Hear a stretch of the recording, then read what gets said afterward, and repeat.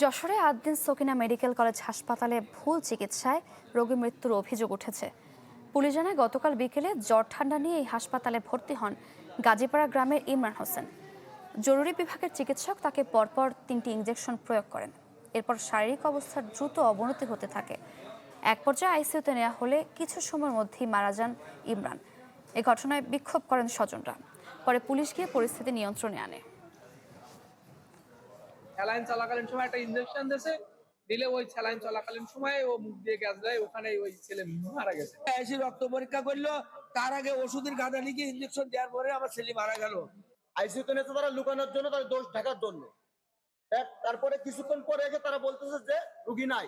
মানে ওই সময় রুগীটা খারাপ ছিল এবং খানিকক্ষণ পরে রুগীটা আরো অসুস্থ পড়ে।